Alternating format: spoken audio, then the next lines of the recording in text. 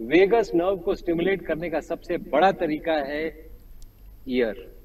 कानों के लिए भी 10 महाविद्या है जो हमने बहुत उपनिषद, वेद, इन सभी चीजों से ये लेके आए हैं कि क्या करना है ताकि कान उम्र भर स्वस्थ रहें। तो ये 10 काम आप अगर कानों के लिए करें तो आप देखेंगे कि आपके कान अगर ठीक से सुन नहीं रहे हैं या आपको लग रहा है कि हियरिंग एड की जरूरत पड़ रही है, वो एड की जरूरत शायद नहीं पड़ेगी।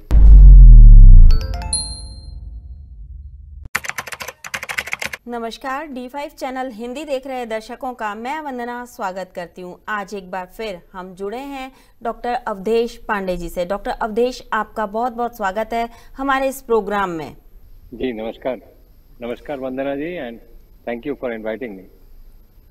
डॉक्टर अवधेश, अक्सर कान में दर्द हो जाता है, छोटे बच्चों के खास तौर पर होता है। तो कान में दर्द होने की क्या वजह होती है और इनसे कैसे छुटकारा पाया जा सकता है? कान एक इंद्रिय है।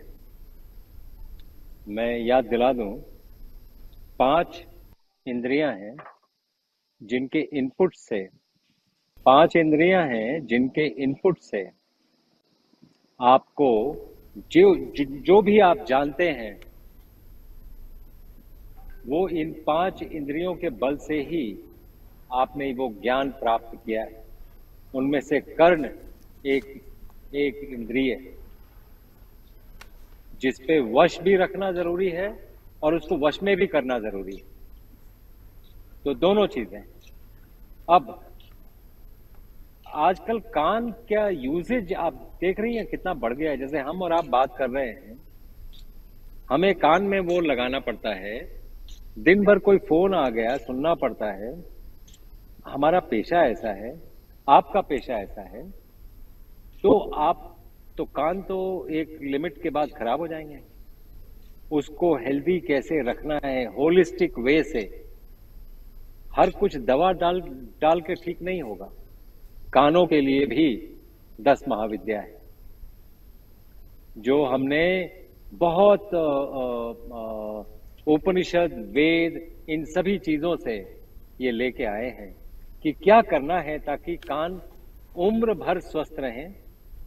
और जो एल्डरली एज ग्रुप में यूजुअली आपने देखा होगा, वो बोलते हैं टेनाइटस, कान बजते हैं। जी, कानों में सीटी की सी वो भी ना आवाज हो। आती है। हाँ, वो भी ना हो, क्योंकि वो नर्व का प्रॉब्लम है। तो ये 3 भागों में हम डिवाइड करेंगे इस टॉक को।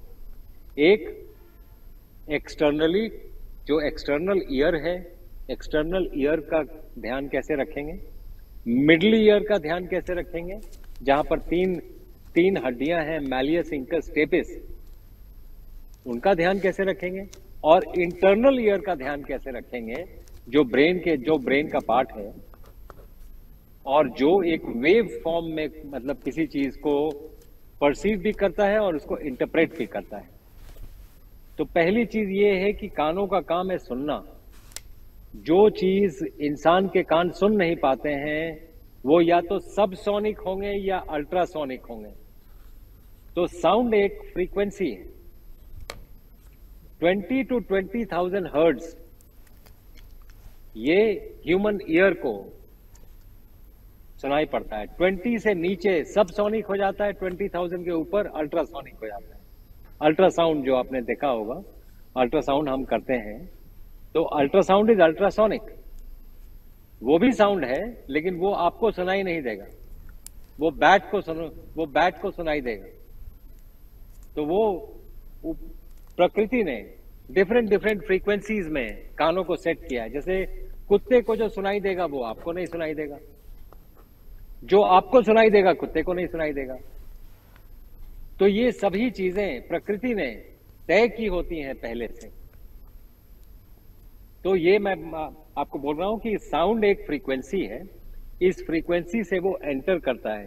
तो एक्सटर्नल ईयर से शुरू हो जाए। एक्सटर्नल ईयर क्यों जरूरी है, क्योंकि अगर साउंड यहां पर कहीं से भी फॉल करता है तो आप इसकी बनावट पे अगर गौर करेंगे, अगर मेरी बातों के साथ साथ अगर आपके दर्शक गूगल खोल के वो देखें कि कान की बनावट कैसी है, तो किसी साउंड इंजीनियर को मैं चाहूंगा कि वो ये जरूर देखें और सोचें कि अगर कोई फ्रीक्वेंसी हिट करती है कानों को, वो कैसे रिफ्लेक्ट होके कुदरत ने ऐसे बनाई है कि सीधा का सीधा वो आपके टिम्पैनिक मेम्ब्रेन पे हिट करेगी। मतलब वो हिट करके रिफ्लेक्ट करेगी, रिफ्लेक्ट करके कहीं वो ट्रैप हो जाएगी, वो ट्रैप होके फिर से रिफ्लेक्ट करके आपके टिम्पैनिक मेम्ब्रेन तक पहुंचेगी जरूर। इसी तरह प्रकृति ने सबके कान बनाए। आप हाथी का कान देखिए, एक फैन की तरह होता है, वो यहां वहां घुमाते रहते हैं, वो साउंड कैप्चर करते रहते हैं, कहां से साउंड आ रहा है, कौन सा साउंड आ रहा है, कोई इमरजेंसी तो नहीं है, कोई भागने वाली स्थिति तो नहीं है। तो ये सभी चीजें जो हैं, ये सभी चीजें कुदरत ने बनाई होती हैं। तो हम इसलिए एक्सटर्नल ईयर, मिडिल ईयर और इंटरनल ईयर में डिवाइड करेंगे और कोशिश करेंगे इन तीनों को हेल्थ मेंटेन करने का, और हेल्थ ठीक रहे इन सभी का। इसमें क्या क्या करना है, इसमें नर्व का प्रॉब्लम है या साउंड रिसीव करने का प्रॉब्लम है या ईयर पिनेकल का प्रॉब्लम है, ये सारा कुछ देखना होगा। लेकिन अगर सब चीजें सही हैं तो ये जानना जरूरी है कि साउंड आया, ये बोन नहीं है, कार्टिलेज है। कार्टिलेज है इसलिए है कि ये यहां वहां घूम सकता है और ये सारा कुछ साउंड को कवर कर सकता है। दूसरा, इसमें नर्व सप्लाई, अगर ये बोन होता तो नर्व सप्लाई देने में प्रॉब्लम होती या वो फिक्स्ड हो जाता। तो ये मूवेबल है, इसलिए इसमें नर्व सप्लाई देने में भी ज्यादा प्रॉब्लम नहीं है कुदरत को। तीसरा ये है कि वेगस नर्व, जिस पर हम कर चुके हैं वीडियो, वेगस नर्व को स्टिमुलेट करने का सबसे बड़ा तरीका है ईयर। आपको याद होगा सनातन में जनेऊ पहनते हैं जी। वो जनेऊ क्यों पहनते हैं? वेगस नर्व को स्टिमुलेट करने के लिए, और वेगस नर्व एक्सटर्नल ईयर से कनेक्टेड है। और ट्रेगस ऑफ द ईयर, जो है, जो आप बंद करते हैं तो आपके कान बंद हो जाते हैं, वो एक एक्सटेंशन है फेस का ट्रेगस में।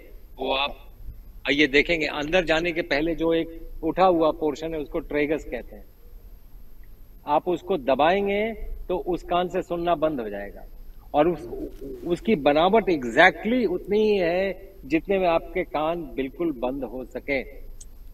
ऐसा लगता है कि ईयरबड बनाया है प्रकृति ने कि कैसे बंद करना है, कब खोलना है, ये सारा कुछ इसके लिए। और ये सारा कुछ वेगस नर्व से संपोषित है। तो आप जब कान रब करते हैं या कान में आप लोग बाली पहनते हैं, उसका क्या रीजन है?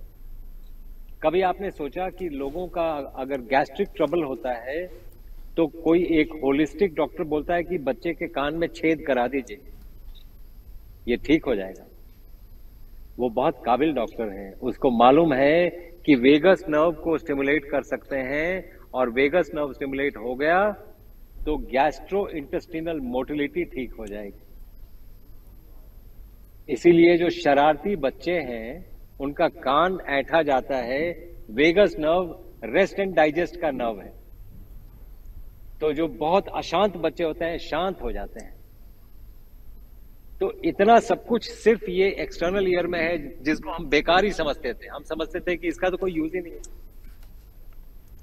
वैसे ही पुराने जमाने में कान ऐंठा जाता था स्कूल में, कॉलेज में तो नहीं, स्कूल में जो पाठशालाएं होती थी उनमें ये कान ऐंठा जाता था। अब तो ये बिल्कुल बंद कर दिया गया है, और इसका खामियाजा कहीं ना कहीं बच्चों को भी भुगतना पड़ ही रहा है।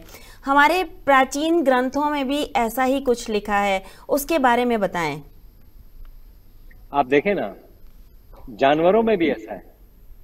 हाथी जब पगला जाता है, that means sympathetic nervous system उसका बहुत एक्टिवेट हो गया, उसको रेस्ट एंड डाइजेस्ट करवाना है। तो कैसे होगा? तो ऊंट को बुलाया जाता है, ऊंट उसके कान पकड़ के खींचता है, वेगस नर्व को स्टिमुलेट करता है और उसको शांत करता है। ये उन सभी लोगों को पता है जो हाथी पालते हैं। अगर हाथी कभी पगलाता है तो ऊंट को बुलाना पड़ता है और उसका कान खींचना पड़ता है। वो अगर कान नहीं खींच के पूरे देह में भाला मार दीजिए, वो हाथी और पगलाएगा। तो आपको मालूम होना पड़ेगा कि किस जानवर को कैसे ट्रीट करना है। इसी तरह जहां जहां पर वेगल स्टिमुलेशन आप कर सकते हैं, पेशेंट को आप शांत कर सकते हैं। अगर बहुत सी बीमारियां भी जा सकती हैं। खैर, anyway, let's stay on the year. तो ये कानों के लिए एक्सटर्नल ईयर की बात बताई मैंने कि इसको स्टिमुलेट कैसे करना है। और जो हम सुनते हैं, जो वाइब्रेशंस ट्रैवल करते हैं ईयर ड्रम तक, जिसको टिम्पैनिक मेम्ब्रेन कहते हैं, वो आपके बोन से भी ट्रैवल करते हैं, उसको कंडक्शन कहते हैं। तो वो एयर से भी ट्रैवल कर सकते हैं, बोन से भी ट्रैवल कर सकते हैं। तो ये कंडक्शन से वो ये गया वहां से, और वहां से वो एक हैमर एनविल जैसा है, जैसे कॉबलर रखता है ना, वैसे हैमर, कॉबलर मतलब मोची। मोची को आप जूता दिए तो वो एक लोहे का एक ट्राइपॉड स्टैंड जैसा होता है, वो ट्राइपॉड स्टैंड जैसा कान के अंदर है। वहीं से उन्होंने वो आर्किटेक्चर लिया है, और उसके ऊपर जैसे ही टिम्पैनिक मेम्ब्रेन से हिट करता है, वो वाइब्रेट करते हैं, और वो आप वाइब्रेट करके इंटरनल ईयर में वो वाइब्रेशन पहुंचाते हैं। जो इंटरनल ईयर में कॉक्लिया है, कॉक्लिया वो वाइब्रेशन को लेता है और लेके temporal lobe of the brain में, इस रीजन ऑफ द ब्रेन को वो देता है। ब्रेन इंटरप्रेट करता है कि ये शेर की आवाज है, बिल्ली की आवाज है, आपके माताजी की आवाज है, आपके लव्ड वन का आवाज है, या किसकी आवाज, या कौन सी आवाज सुन रहे हैं। कोई फोन तो नहीं आ रहा है जैसे अभी आ रहा था। तो मेरे कहने का मतलब ये है कि ये सभी चीजें प्री प्रोग्राम्ड हैं आपकी बॉडी में। अब इनको हेल्दी कैसे रखना है, तो एक तो हमने एक्सटर्नल ईयर के लिए आपको बताया, जो एक्सटर्नल ईयर को हेल्दी कैसे रखना है।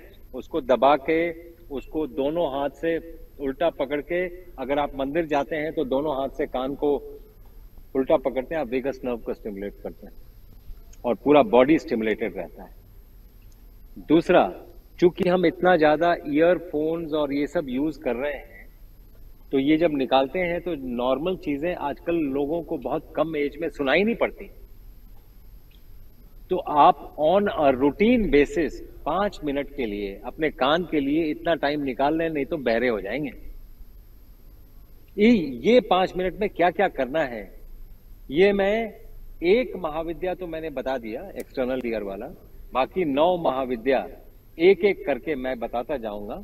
आप अगर करते जाएंगे तो कानों में कभी हियरिंग एड की जरूरत नहीं पड़ेगी। जैसे आंखों में कभी चश्मे की जरूरत नहीं पड़ेगी, उसी तरह कानों में हियरिंग एड की जरूरत नहीं पड़ेगी। तो पहला है कुंभक, लेकिन मैं शॉर्ट में बताऊंगा कुंभक क्या है। सांस लेके रोक लेना, अंतर कुंभक, और सांस छोड़ के रोक लेना, ताकि आप नेक्स्ट सांस लेने में थोड़ा टाइम लगाएं, उसको बोलते हैं बाह्य कुंभक।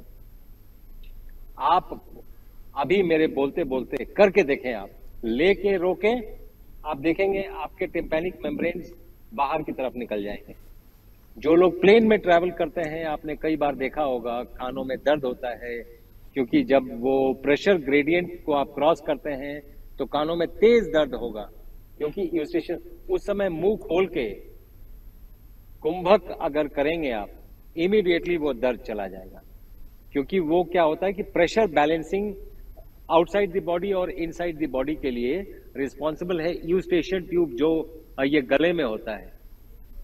जब तक आप मुंह नहीं खोलेंगे उसमें एक्सटर्नल एयर जाएगा नहीं और वो बैलेंस नहीं होगा। इसलिए बैलेंसिंग करने के लिए वो करते हैं। तो कुंभक ये दूसरा था।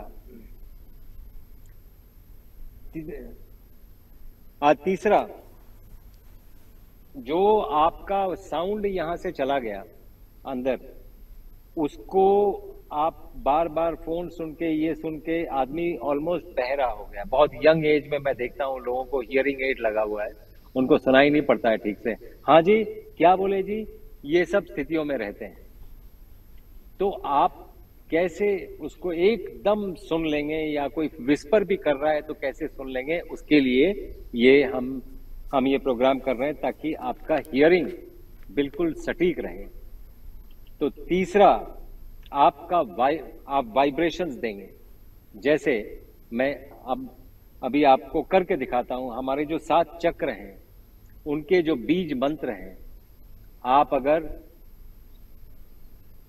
ज्ञान मुद्रा में, या जो लोग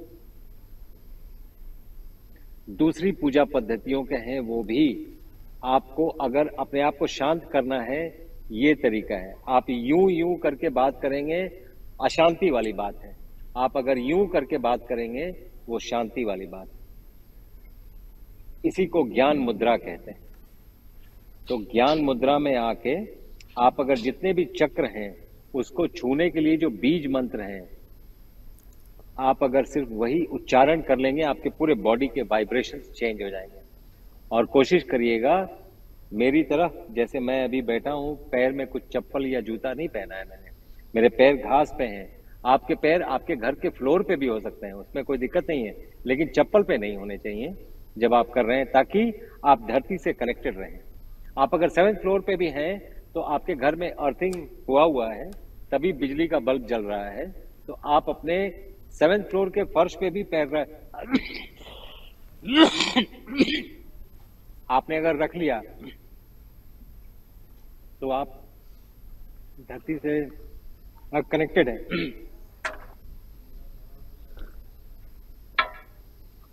तो धरती से कनेक्शन आपका जैसे है, आप बीज मंत्रों को अगर आप वो करते जाएंगे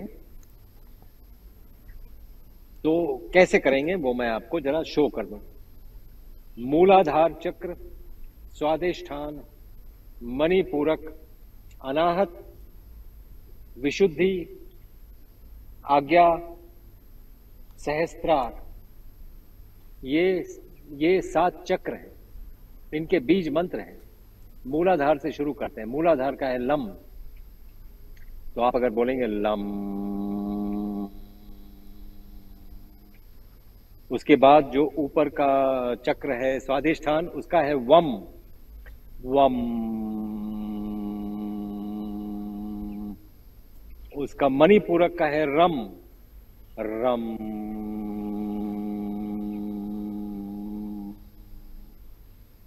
अनाहत का है यम। यम, विशुद्धि का है हम। हम,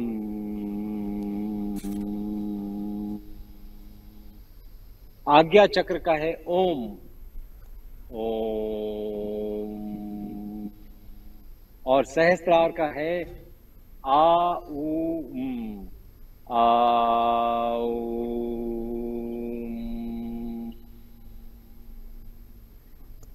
तो आप देखेंगे ये जो वाइब्रेशंस हैं, ये सिर्फ आपके कान को ही नहीं, जिन लोगों को टेनाइटिस है उनको तो स्पेशली करना चाहिए। उनका टेनाइटिस जो कान में सीटी बजती है वो चली जाएगी। उनको तो हमारे जो हम लोग चक्रों को अर्ली कुंडलिनी जागरण कैसे करते हैं, ये भी योगशाला में है। अगर वो भी जो पार्किंसंस के पेशेंट हैं, या जिनको सुनाई कम पड़ता है, या जो हियरिंग एड लगाए हुए हैं, या एक्सट्रीम डायबिटीज, 20 साल के बाद डायबिटीज में भी आदमी डेफ हो जाता है, और डायबिटीज ठीक होता है तो डेफनेस वापस आ जाती है वैसे बाय द वे। और डायबिटीज हम 3 दिन में ठीक करते हैं, वो आपको पता ही। तो ये सभी चीजें संभव हैं, ये की जा सकती हैं। और स्पेशली उन लोगों को जिनको ऐसे डेफनेस है, या पार्किंसनिज्म है, या टेनाइटिस है, या एज के चलते उनको ये है, उनके लिए ये था लम वम रम जो हमने अभी दिखाया। वो अगर करेंगे, ये एक महाविद्या है। इसके साथ साथ ब्राह्मरी आप जानते ही हैं, जो कानों को प्रेस करके ऐसा लगता है कि भंवरा गुंजन कर रहा है, इस पे घूम रहा है। जी जी जी। तो इसीलिए ब्राह्मरी ये कहते भी हैं उसको। तो ये आप देखिए, हम लोग ऑलमोस्ट 4 हम 4 महाविद्या क्रॉस कर चुके हैं। तीसरा, ये 5वां है, कानों को आप बड़े अच्छे से सरसों तेल या तिल का तेल या नारियल तेल लेके मसाज करें।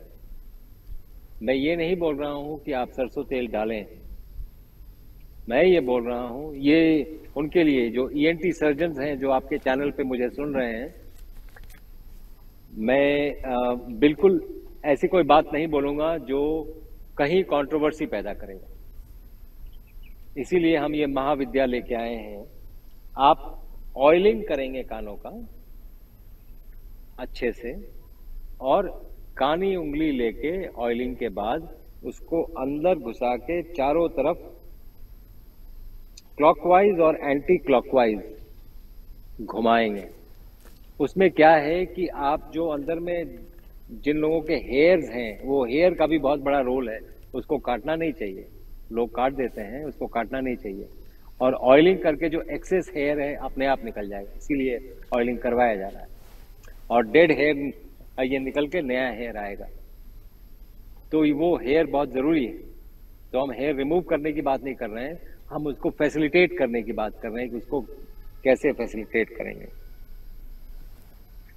तो ये हो गया 5वां। छठा, आपका सात्विक डॉक्टर भोजन। अवधेश, यहाँ पर मेरा एक सवाल है कि अक्सर लोग कहते हैं कि कानों में तेल डालना चाहिए, गुनगुना तेल डालना चाहिए, ताकि जो कान का दर्द है वो ठीक हो जाता है। तो इस बारे में आपका क्या कहना है? नहीं, मैं इससे सहमत नहीं।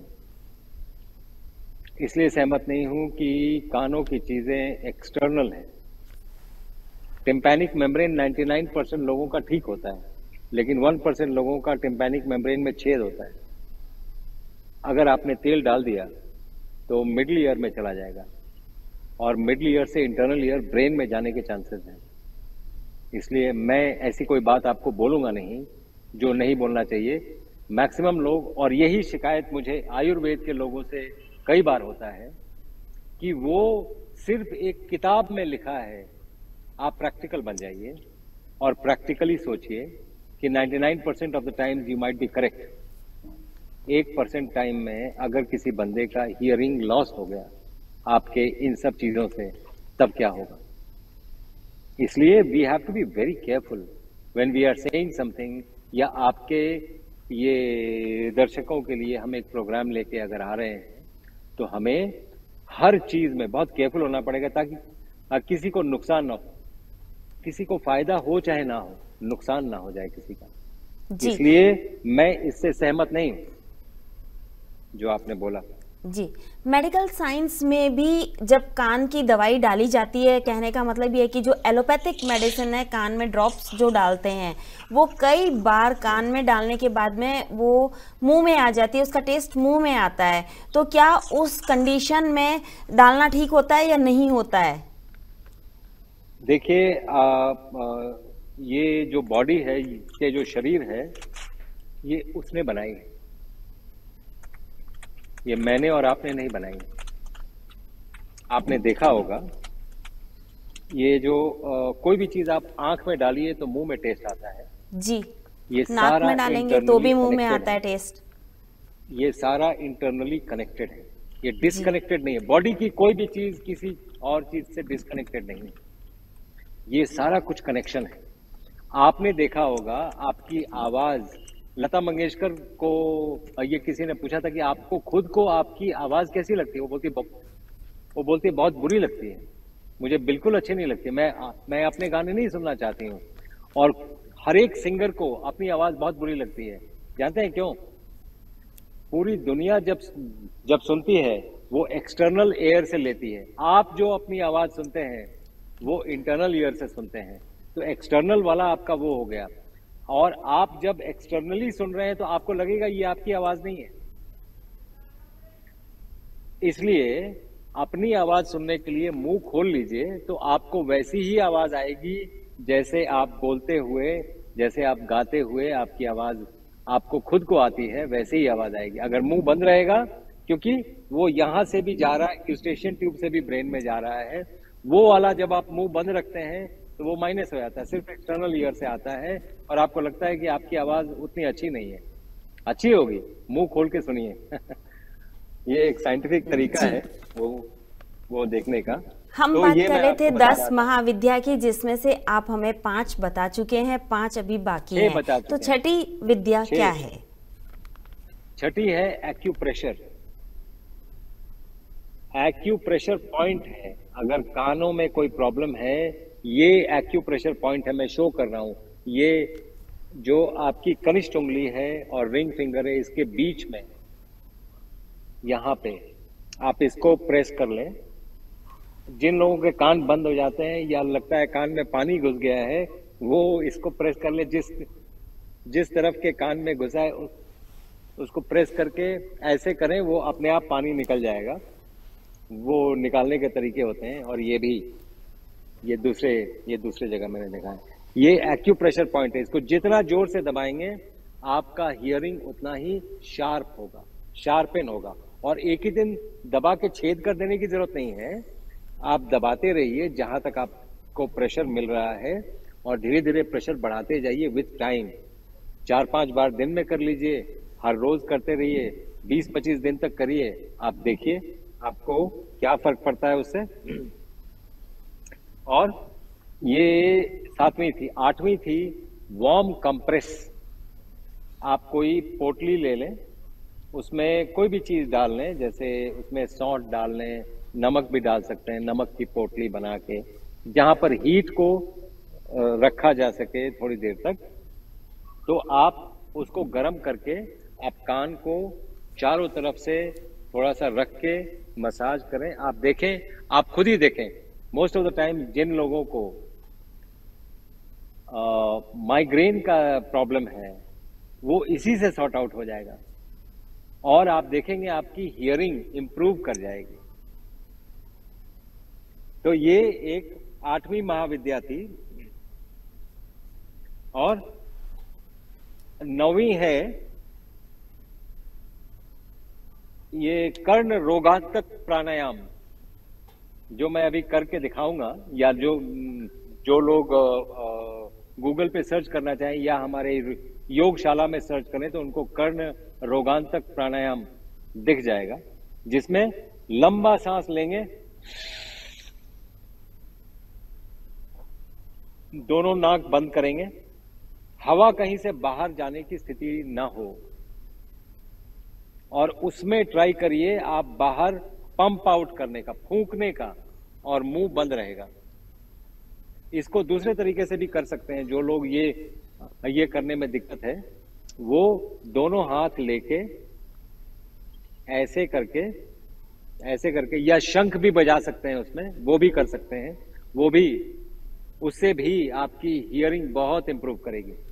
तो इसमें आप फूंकेंगे और कोशिश करेंगे हवा बाहर ना निकले।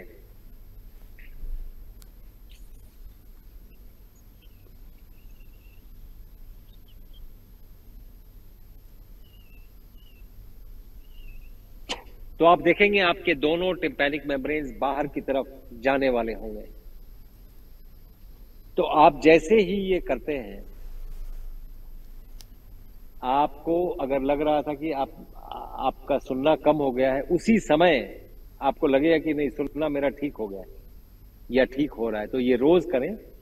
और 10वीं महाविद्या है सात्विक भोजन। आप सात्विक भोजन पे आ जाएं। सूर्यास्त के बाद भोजन ना करें। जब मैं सात्विक भोजन बोलता हूं, उसमें दूध, दही, घी, पनीर, मांस, मछली, अंडा, मुर्गी और जेनेटिकली मॉडिफाइड सीड्स की रोटी। जो मॉडर्न व्हीट है वो जेनेटिकली मॉडिफाइड, वो छोड़ दें। और वो सभी फूड छोड़ दें जिसमें किसी की आह लगी है। कोई ऐसी चीज से आपने पैसे कमा लिए, अब किसी की बद्दुआ लेके आपके पास पैसे आ गए, उससे आपने अन्न खा लिया, वो सात्विक अगर होगा भी फिजिकली मैनिफेस्ट नहीं करेगा, वो आप पे लगेगा नहीं, और वो उल्टा ही रिजल्ट देगा, बेशक वो सात्विक फूड है। इसलिए इस फूड का सोर्स जानना बहुत जरूरी है कि ये कैसे आया है। इसीलिए जब आदमी ये करने लगेगा तो नॉर्मली आप गलत काम करने से बचेंगे। और तब जाके आपकी सोच भी बदलेगी और देश भी बदलेगा। जी। तो ये सात्विक भोजन करें, ये 10वीं महाविद्या थी। 50% फूड अनकुक्ड हो, जिसमें आग ना दिखाया गया हो, 50% कुक्ड फूड। तो ये 10 तरीके हैं जहां पर आप अपने कानों को बहुत स्वस्थ रख सकते हैं और बहुत दिनों तक, माने जब तक आप जिंदा हैं तब तक हियरिंग एड की जरूरत नहीं पड़ेगी, अगर आपने ये 10 महाविद्या कर लिया तो। अक्सर लोगों को कान में संक्रमण हो जाता है, कई बार खुजली होती है, कई बार दर्द भी होता है उसके अंदर, तब क्या करना चाहिए? जी, तो उस समय मैं कभी भी ये सलाह नहीं दूंगा कि आप कोई एक्सटर्नल प्रेशर यूज करके, लोग चाबी भी घुसा के रखते हैं। मैं तो जो लोग चाबी घुसा के रखते हैं उनको बोलता हूँ, क्या स्टार्ट नहीं हो रहा है क्या? तो चाबी को स्टार्ट करने के लिए है, वो कान में घुसाने के लिए नहीं है। तो यूजुअली ये मैं उनको पूछ देता हूँ, जो मैं देखता हूँ गाड़ी की चाबी लेके ऐसे करके कान ये करते हैं, तो मैं पूछता हूँ क्या स्टार्ट करने का ट्राई कर रहे हो, स्टार्ट नहीं हो रहा है क्या? तो वो ये कभी भी नहीं करना चाहिए, ये कभी भी प्रॉब्लम कॉज करेगा और आपको मालूम नहीं है कितना दूर तक जाना है, आप टिम्पैनिक मेम्ब्रेन में छेद कर सकते हैं। तो उसमें यूजुअली बचना चाहिए और उसमें ऐसी स्थिति में आप ये 10 महाविद्या तो कर ही लीजिए। अगर उससे भी नहीं सॉर्ट आउट होता है तो आप डॉक्टर की सलाह जरूर लीजिए और आप हमें भी कांटेक्ट कर सकते हैं। We will try to help you to the maximum. जी, आपने बताया कि नमक का सेक करना चाहिए, तो नमक कौन सा होना चाहिए? रॉक सॉल्ट होना चाहिए या जो सिंपल सॉल्ट आम घरों में होता है? सॉल्ट लगाना नहीं है। सॉल्ट का मतलब है कि वो अगर आपने गर्म कर दिया तो बहुत देर तक गर्म रहता है, अगर ठंडा कर दिया तो बहुत देर तक ठंडा रहता है।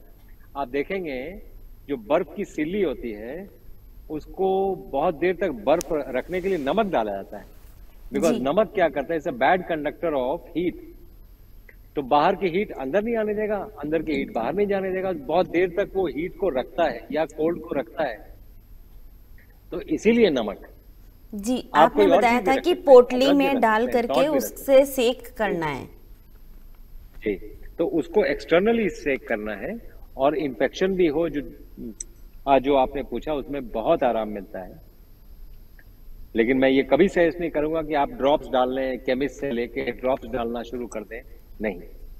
उसमें स्टेरॉइड्स होते हैं, उसको डॉक्टर की सलाह के बिना यूज करना डेंजरस भी हो सकता है। जी, आप जाते जाते हमारे दर्शकों को ये 10 महाविद्या संक्षेप में जरूर बताएं। जी, तो पहला है, आप प्रकृति, हम प्रकृति पूजक हैं, प्रकृति को नमन। दूसरा है, कानों को उल्टा पकड़ के और उसको ठीक से मसाज करना शुरू करें, ये दूसरा और तीसरा है। चौथा है, जो आप ये वाइब्रेशंस करते हैं, जैसे लम वम रम यम, ऐसे जो हमने जिस सीक्वेंस में बोला। पांचवा है भ्रामरी, जो आप भ्रामरी करते हैं, ये दोनों ट्रेगर्स दबा के आप अंदर लेके जाते हैं और की आवाज पैदा करते हैं, वो इंटरनल ईयर को क्लीन करने के लिए। छठा है, ये सीक्वेंस यहाँ वहां हो सकता है, क्योंकि मैंने आपके प्रोग्राम के लिए ये लिख के रखा था कि सीक्वेंस ये यहाँ वहां ना हो जाए। तो छठा है कर्ण शक्ति विकासक प्राणायाम, जो ये मैंने बताया, अंतर कुंभक। आप सांस अंदर लेके रोक लें और बाह्य कुंभक बाहर छोड़ के रोक लें। ये छठा था। सातवां, जो कर्ण रोगांतक प्राणायाम, जो हमने अभी अभी आपको एक्सप्लेन किया है, कर्ण अरोगांतक, ये है कि आप सांस ले लें और ट्राई करें उसको बाहर ब्लो करने का, ताकि आपका टिम्पैनिक मेम्ब्रेन बाहर की तरफ जाए। तो इसके बाद है एक्यूप्रेशर पॉइंट, ये 8वीं महाविद्या है एक्यूप्रेशर पॉइंट वाला, और 9वीं पॉइंट वॉर्म जो नमक की पोटली से सेकने वाला, और 10वां महाविद्या है सात्विक भोजन। तो ये 10 काम आप अगर कानों के लिए करें तो आप देखेंगे कि आपके कान अगर ठीक से सुन नहीं रहे हैं या आपको लग रहा है कि हियरिंग एड की जरूरत पड़ रही है, वो एड की जरूरत शायद नहीं पड़ेगी। और हमें बड़ी खुशी होगी, हमें फीडबैक भी दीजिए, क्योंकि हम आपको वो स्टडी में इंक्लूड करेंगे। हम ये लोगों पे ये स्टडी कर रहे हैं। उम्मीद है दर्शकों को आपकी बातें बहुत पसंद आएंगी, आपके बताए हुए रास्ते पे वो जरूर चलेंगे और आपको फीडबैक भी जरूर देंगे। डॉक्टर अवधेश, आप हमसे जुड़े, आपका बहुत बहुत धन्यवाद। धन्यवाद। अगले एपिसोड में आपसे फिर मुलाकात होगी, तब तक के लिए नमस्कार।